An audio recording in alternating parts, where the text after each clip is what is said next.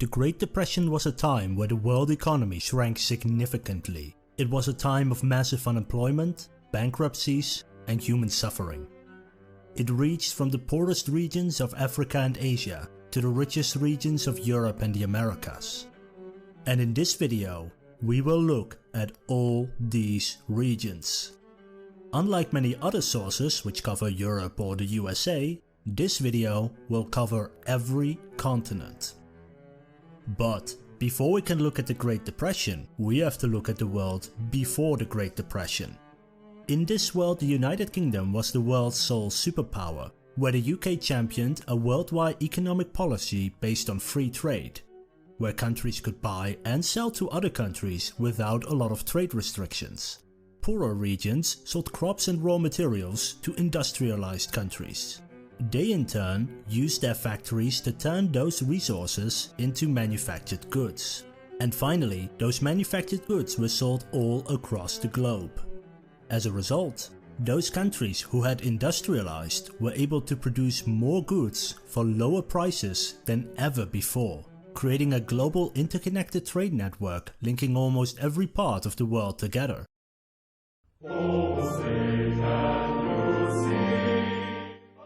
The USA had one of the most comfortable positions in this world. It was one of the first to industrialize, had a secure position, and had a large population, meaning it could build factories, stay out of destructive wars, and had a lot of people to work in those factories. And so, what did that large group of people with relatively well-paying jobs in that safe country do with all the wealth they had earned? Well, they bought a lot of new stuff made in those factories. But not just new stuff. They also bought company shares. There were two main reasons people did this. The first is that a company pays you a small amount of the profit per share that you own. Secondly, if the company makes a lot of profit, then the price of those shares go up and you can sell your shares for a profit. In fact, this became so popular that people would often take out bank loans to buy shares with the expectation that they could also sell their shares for a profit.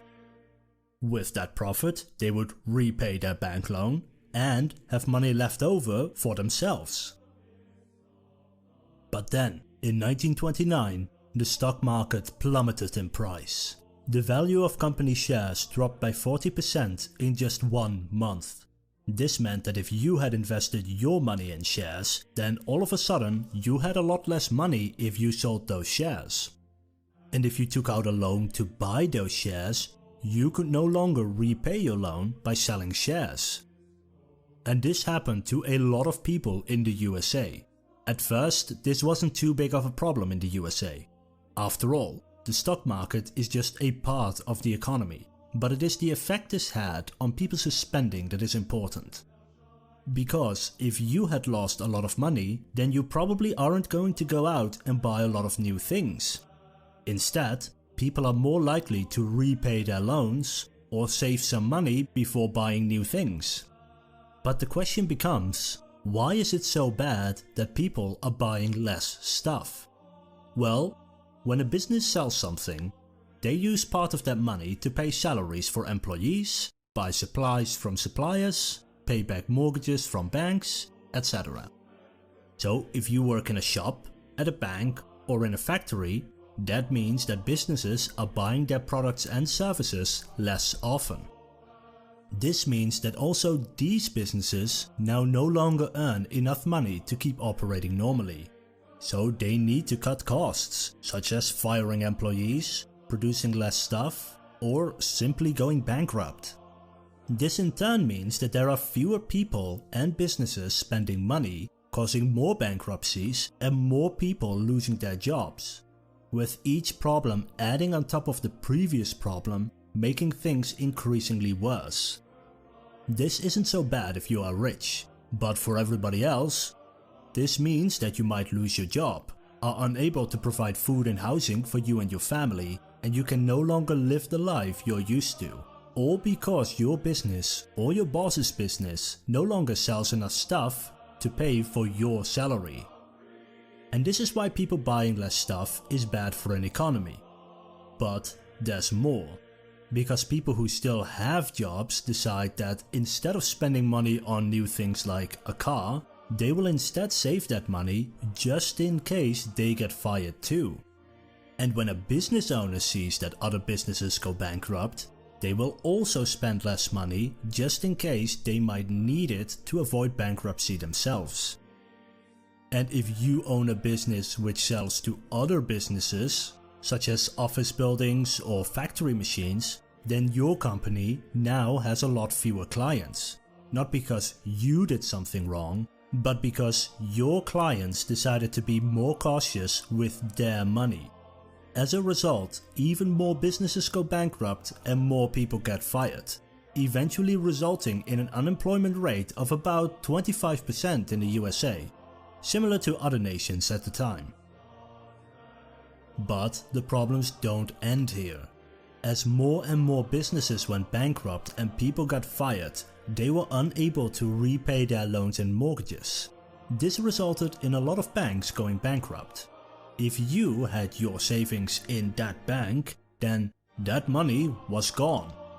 And as people became afraid of losing their savings, they decided to take out all their money out of the bank. But the USA at the time mostly had small banks who didn't have a lot of money in their vaults. So when people heard about banks going bankrupt, they decided to take money out of their own bank just in case. Many banks quickly ran out of money to give to people and, as a result, went bankrupt as well, causing an ever-increasing ripple effect. And as banks went bankrupt, there were fewer loans and mortgages being sold to people. This in turn meant that if you worked in a business that relied on them, for example, construction, then your business was in danger as there were fewer people building and buying houses, as there were now fewer mortgages being sold by banks, making the Great Depression even greater. As businesses went bankrupt, savings vanished, and employees got fired, people started buying fewer products. And this caused another problem. While people were buying fewer products, companies were still producing a lot of products. This is because businesses had to keep paying their investors, their mortgages, and other fixed expenses. They simply couldn't significantly reduce their production. And so with businesses producing more things than there were people to buy them, the prices went down. Because imagine you are a customer and 10 different businesses sell the same product. Well, you're likely to buy the cheapest option. So any business with higher prices either had to reduce their prices or else lose all their customers. And this happened to a wide range of products. Cotton, for example, dropped in price by 2/3. At first this might seem like a good thing. Lower prices means people can buy more stuff. But let me ask you something. If you wanted to buy a new computer, a new car, or fancy new clothes, and you would see that it would reduce in price every month, what would you do? Well, for most the answer is wait until the price gets even lower. And so a lot of people delayed purchasing expensive products, meaning businesses were selling even less, causing more businesses to go bankrupt and more people to lose their income. The Great Depression wasn't just one problem, it was a collection of all of these problems combined, interconnected with one another, causing an economic downturn that would eventually be known as the Great Depression. But why did they call it the Great Depression? Well, every 3 months there is a report on how well the economy is doing. In very simple terms, this is measured by adding up all the things that were produced in those 3 months. If 2 of those reports in a row show that fewer products were produced than the previous 3 months, then it's called a recession. It doesn't matter if it's $1 or $1 trillion, as long as it is less. When a recession is particularly bad, it's called a depression. But this depression was so great, they called it the Great Depression. because economists are just as bad at naming things as historians are. As someone who makes history videos but graduated with 4 degrees in business and economics, it probably comes to you as no surprise that my girlfriend was the one who came up with my YouTube name. So what did the USA do to solve these issues? Well, first, they raised tariffs, meaning that if you wanted to buy something from another country, then you would have to pay an extra tax on top of the regular price. The US government hoped that by making foreign goods more expensive, that people would buy more products from US businesses. What happened instead was that other countries raised their own tariffs against the USA, meaning that US companies lost a lot of foreign customers, meaning that even more businesses went bankrupt. This policy, like almost every other time, clearly backfired and would be turned back throughout the 1930s. Next, the USA wanted to stop prices from dropping even further. The way it did this was by getting rid of something called the gold standard. This is a policy where you can always take your local currency to the government and get gold in return for your money. This system allowed people to easily tell how much their currency was worth because you could always see how much gold you could get for each currency. This made it easy to exchange currencies because you could always check the gold prices of the respective currencies for how much you could exchange one currency into another. But it also had one major drawback, because if people can exchange your currency for gold, then you always need to have a certain amount of gold in your vaults for people to exchange. If you were to print more money, then more people would come to exchange more money for gold, meaning you need even more gold in your vaults. Meaning that you couldn't just print more money because you would run out of gold. So the USA decided to get off the gold standard and print a lot of money. By printing more money, you make everything more expensive, as people now want more dollars for their products as there are now more dollars in general. But products were getting less expensive at the same time. So the US government printed just enough money so that the extra money would raise the prices just as much as other forces were lowering prices. And so, by printing extra money, the USA managed to stop prices from dropping even further.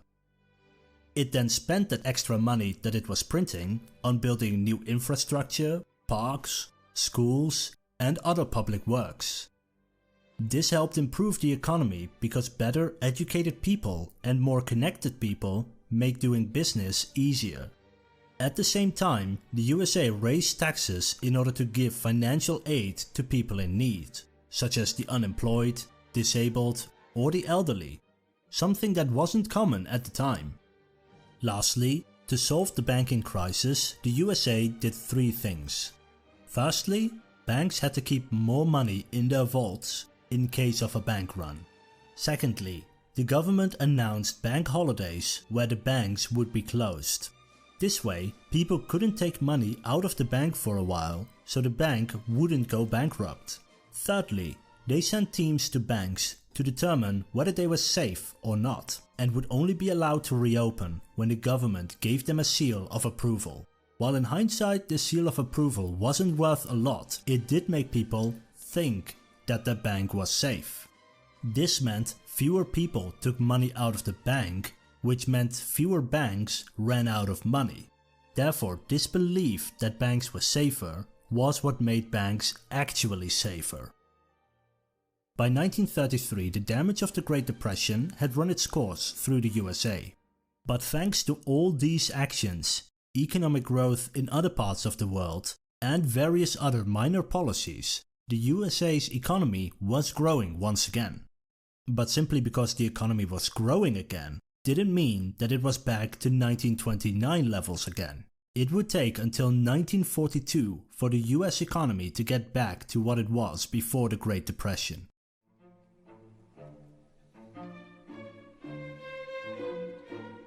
The next region to talk about is Latin America, because its economies were closely linked to that of the USA. While each country did, of course, have unique circumstances, there were a lot of similarities between them. For example, Latin America mostly produced so-called primary goods.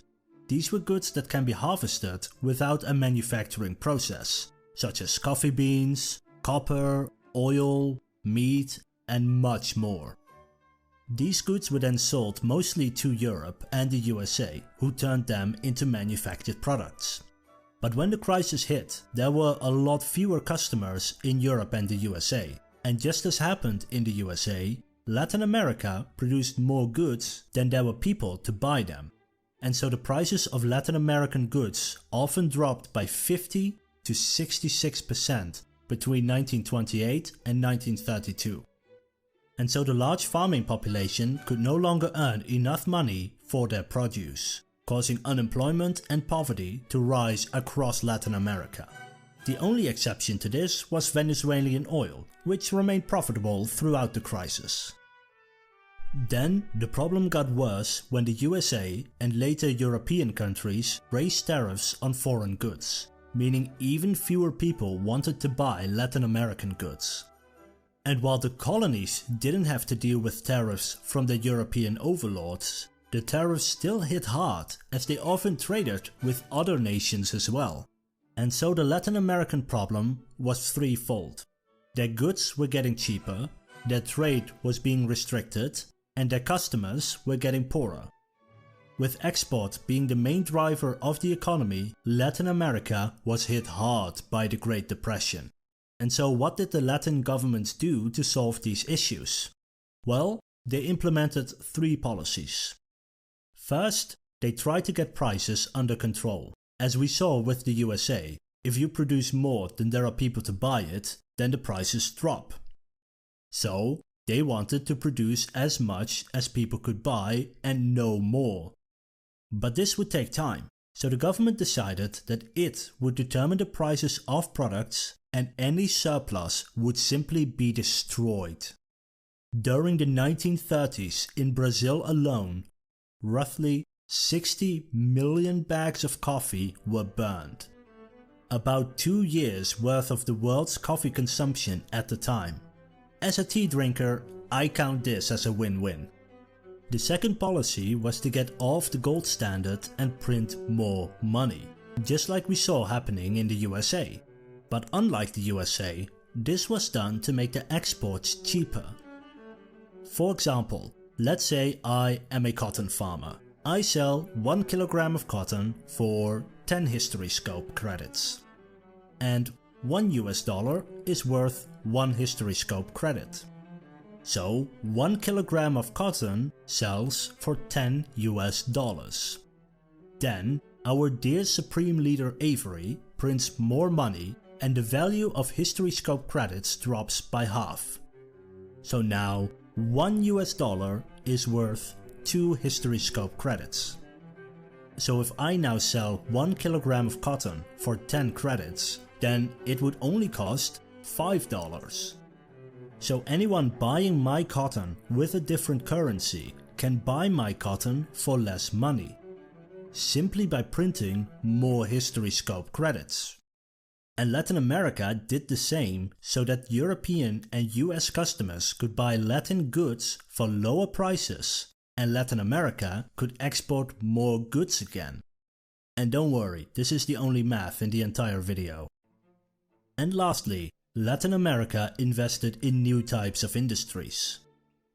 You see, due to all the trade restrictions and poverty, Latin American citizens couldn't buy the products they wanted anymore, to the point where there were strikes, riots, and even failed revolts over the poor living conditions. So the governments decided that, in order to keep their people happy, they would need those goods. But without the ability to import these goods, they decided they would simply start making their own products, but with blackjack and hookers. And they were smart about this, giving loans to factories that could turn local goods into manufactured goods. So cotton producers built clothing factories, sugarcane producers built sugar refineries, etc. These policies were later expanded to include various other industries, such as chemicals, pharmaceuticals, and a wide range of manufactured goods. This strategy was particularly successful in Brazil, where by 1938 almost 85% of all manufactured goods sold were produced in Brazil itself. These policies were so effective that Latin America dragged itself out of the Great Depression faster than most other regions in the world.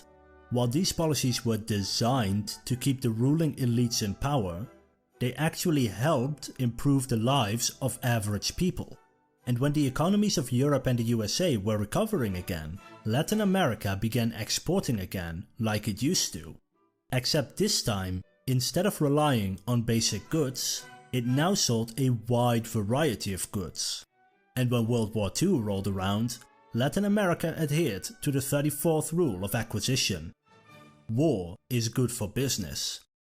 Selling a wide variety of consumer goods to those countries focusing on building military goods, benefiting economically from the war without partaking in the war.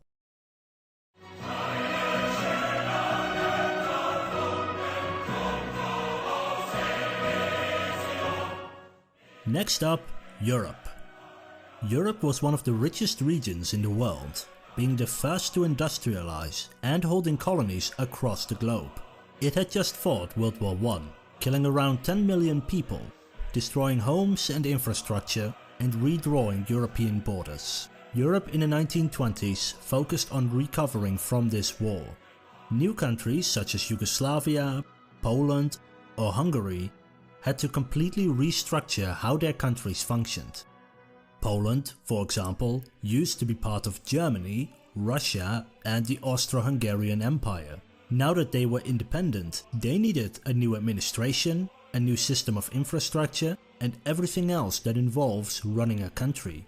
But Europe had one big problem.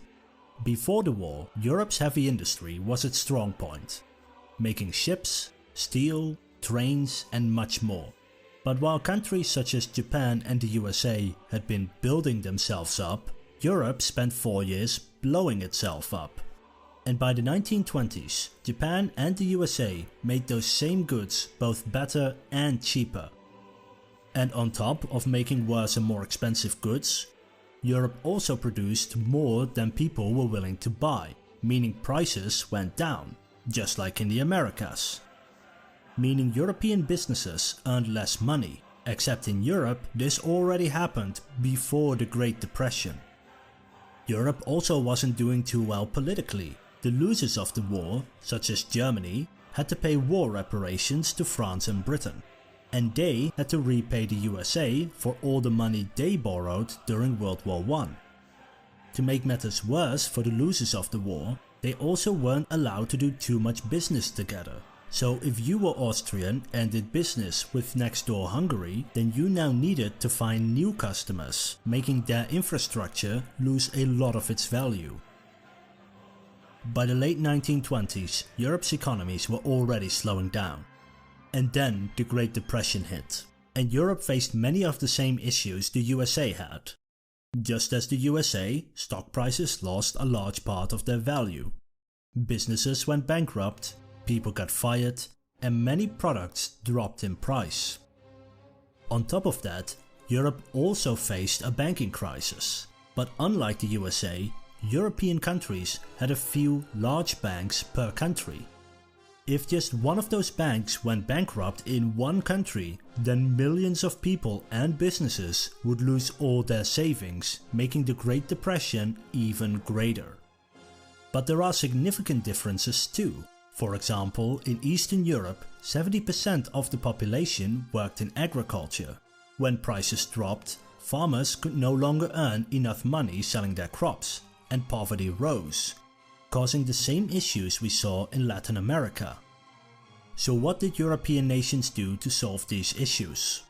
First, to solve the banking crisis, many governments simply took ownership of the bank themselves, thereby assuring anyone that as long as the government had money, the bank had money. These banks would later be turned back into a private company again, preventing a banking crisis like the USA faced.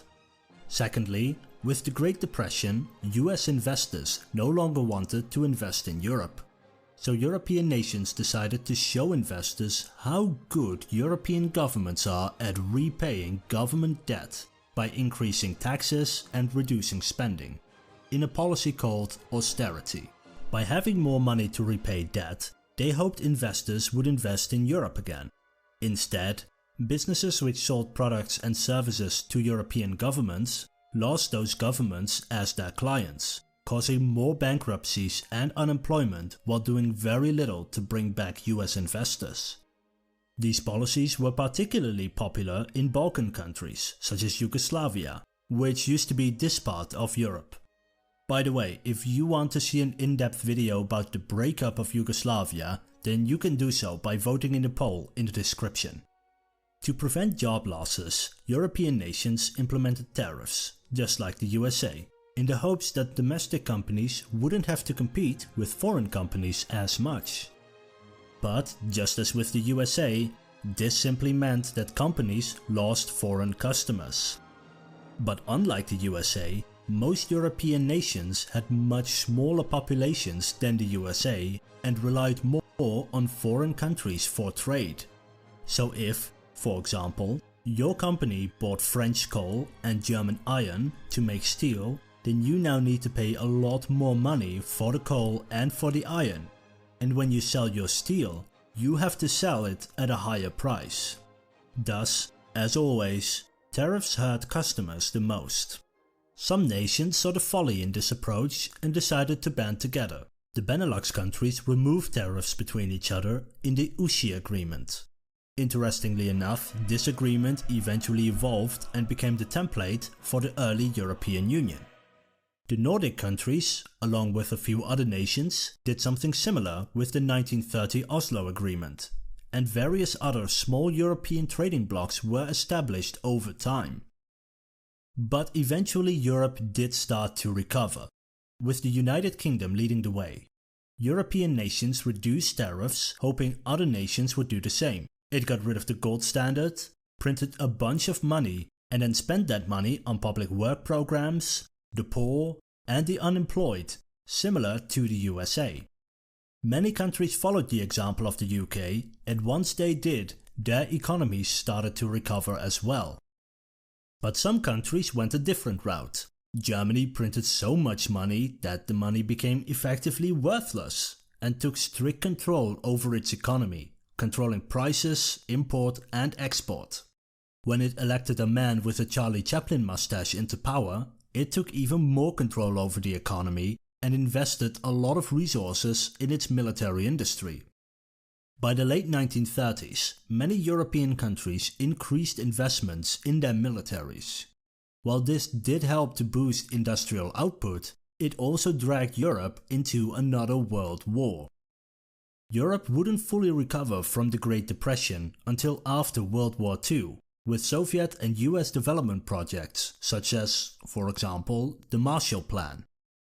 If you would like me to talk more about the Marshall Plan, then you can vote for it in the poll in the description. But there was one country that stood in stark contrast to the rest of Europe, and that was the Soviet Union. It was the only socialist state in the world at the time and was busy industrializing in exchange for millions of lives. The USSR did not have a lot of international trade and as a result was mostly unaffected by the Great Depression. But it is important to note that while the USSR's economy didn't suffer much due to the policy of isolation, it also didn't receive any of the benefits from international trade, meaning the USSR was still poorer than most Western countries were at the worst points of the Great Depression.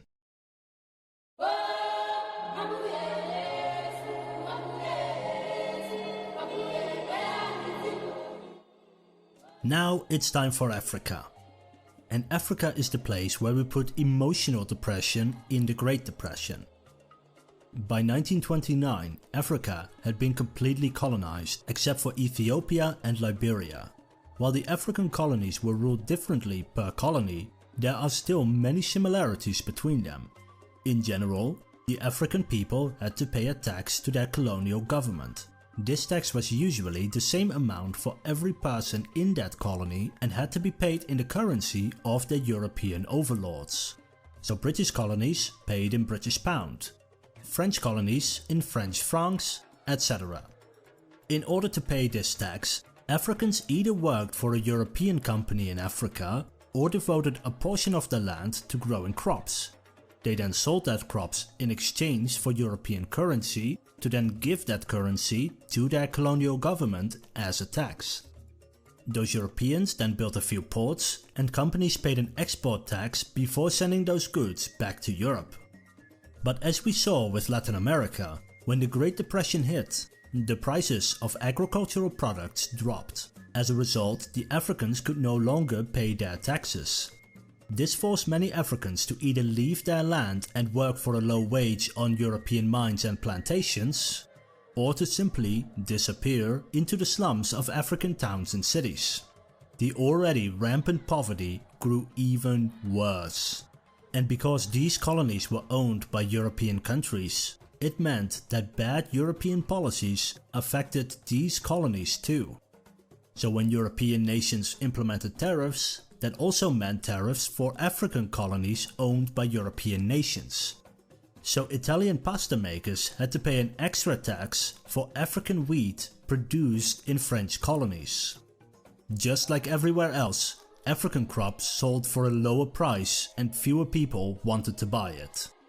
So what did African governments do to solve these issues? Some African colonies decided to raise taxes on Africans so that governments would have enough money, causing even more poverty when people could no longer pay their taxes. Other African colonies decided that if they couldn't earn enough profit from exporting goods, that they would simply start producing a lot more of those goods to make up for it. Belgian Congo, for example, created a vast system of plantations producing a wide range of agricultural products.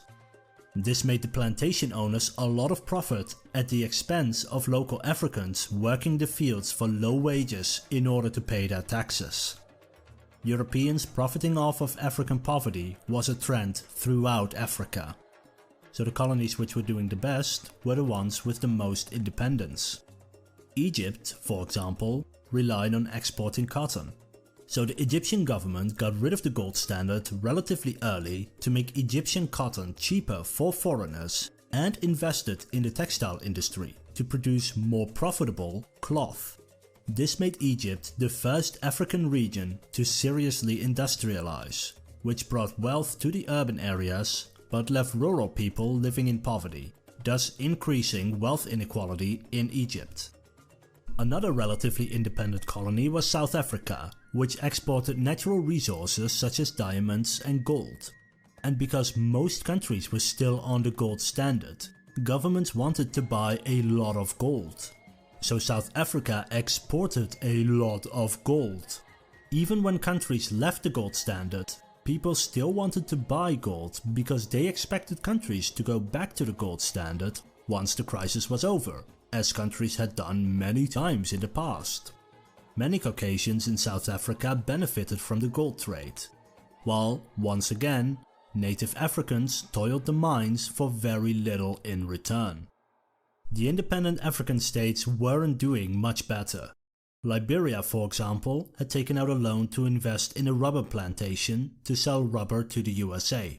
When the crisis occurred and the price of rubber dropped, so too did exports. Liberia had to default on its debt. And to make matters worse, it was discovered that some of that rubber was produced using slave labor, and its largest trade partner, the USA, officially disapproved of the idea and stopped trading with the African nation. This crisis was only resolved after renegotiating its debt repayment and promising to end the slave labor. Overall, Africa suffered rampant poverty during the Great Depression and only recovered when their European overlords got rid of the gold standard, making African products more affordable. This meant that colonies ruled by the United Kingdom recovered faster than, for example, French colonies, because the UK abandoned the gold standard a lot earlier than France. This increase in African poverty sparked uprisings in local populations which were put down, often brutally so. While not the only reason for independence, the Great Depression would go on to fuel independence movements for decades to come. If you would like me to cover the topic of African decolonization in depth, then you can do so by voting in the poll in the description.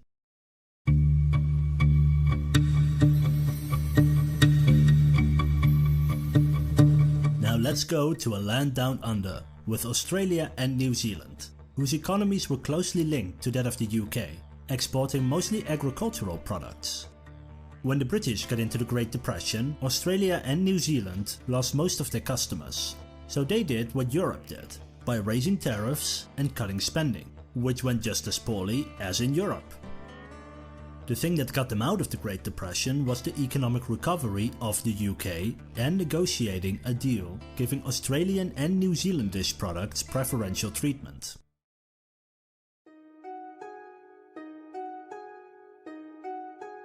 Next is Asia. This continent was a mix of independent nations and Western or Japanese colonies. Aside from Japan, most of Asia only had a little bit of industrialization and was mostly rural. While they were generally richer than Africa, they were far poorer than Western nations. Being more wealthy, the colonials needed to pay more taxes. They not only paid a tax per person, like in Africa, but also a tax for the land they owned. The Great Depression actually shouldn't have been a big deal to most people in Asia, or Africa for that matter, because most people relied on growing their own food. But instead, they had to pay these taxes, set aside a portion of their land and grow cash crops to pay their taxes. Then, when the Great Depression hit, those crops dropped in price. And when the Asian population could no longer earn enough money to pay their taxes, they were evicted from their homes. This caused peasant uprisings, unemployment and poverty in the region. To make matters worse, when European nations enacted trade barriers, Asian colonies and nations found it more difficult to trade with each other. For example, the Dutch East Indies sold refined sugar to India, where it was turned into brown sugar. This brown sugar was then sold to the local British Indian population. But with trade barriers, this became much harder, meaning farmers, producers and customers couldn't get as much as they had before the crisis. And this happened for a wide range of products. The colonies generally only started to recover once their European overlords abandoned the gold standard, removed trade barriers, and people elsewhere earned enough money again to once again buy Asian crops. But this wasn't the case everywhere. British India, for example, had a unique position. They were not on the gold standard, they were on the silver standard. Meaning that instead of being able to exchange your currency for gold, you could exchange it for silver. This was very advantageous for British India, because if rupees had a fixed value in silver, then when the price of silver drops, that also means the price of a rupee drops. And this is what happened. The price of silver dropped, meaning the British Indian currency was now cheaper, meaning its products were also cheaper, which allowed British India to more easily sell its products, making British India relatively well off compared to many other regions in the world at the time. Independent nations were generally more well off as well. China, for example, was also on the silver standard, making Chinese products a lot cheaper also. China used this cheap currency to attract a lot of foreign investment in business and infrastructure. China's economy started growing faster and faster during the Great Depression. But this all came to an end when the price of silver went up again and Japan invaded China in 1931, giving China its own personal Great Depression, just a little bit later than the rest of the world. Iran was another independent country, who got much of its income from oil. During the Great Depression, the prices of oil dropped, and Iran renegotiated a deal with the British to get a larger percentage of oil revenue the British were extracting from their country. Then it also built more oil drills to sell more oil. These were finished in 1939, right in time to sell oil to nations involved in World War II. Many regions in the Middle East did the same and started extracting more oil. While this brought prosperity to those who owned the oil drills, the native populations rarely experienced any of this newfound prosperity during the Great Depression.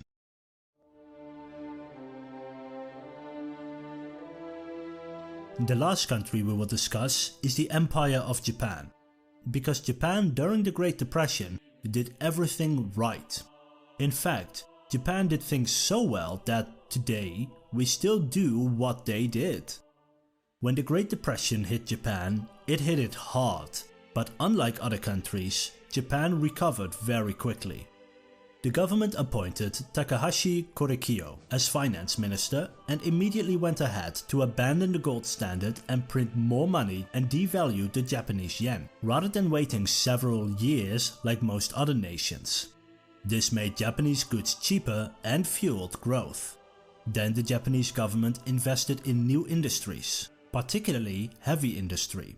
This way, businesses could transition from older, less profitable industries to newer, more profitable industries. They did this by promoting various leaders in those industries to lead the way so other companies would follow their successes, thus preserving jobs, which in turn meant that there were more customers to buy products, which in turn meant that fewer businesses ran out of money and went bankrupt. In fact, many of the Japanese companies we know today became industrial giants due to this policy. Takahashi Korekiyo was a pioneer in economics, and from his writing at the time it is clear that he knew how economies functioned and how his policies would shape those economies. His policies are still used today, nearly a century later, to drag economies out of recessions. He was killed when the Japanese army took control over the government, and a guy named John Maynard Keynes wrote a book about getting out of the Great Depression, which advised many of the same policies that Japan had implemented. Which is why we now call these types of policies Keynesian economics rather than, for example, Takahashi economics. Not only that, governments took a more active role in the economy, giving money to the poor, the unemployed, the disabled, and many others. And in order to pay for all of that, governments raised taxes on nearly every aspect of the economy. The government we expect in rich countries today, one which provides healthcare, stabilizes the economy, invests in new industry, grants loans to small businesses. That government was created in a time of great economic upheaval. When people hit their lowest point, they are open to the greatest change. And lastly is Antarctica, which was totally fine, aside from those Lovecraftian ruins. If you liked this video, then please like, subscribe and hit the notification bell. If you want to talk more about this topic, then come join the rest of us on the Discord server. Link is in the description. This was Avery from HistoryScope. Thank you for watching.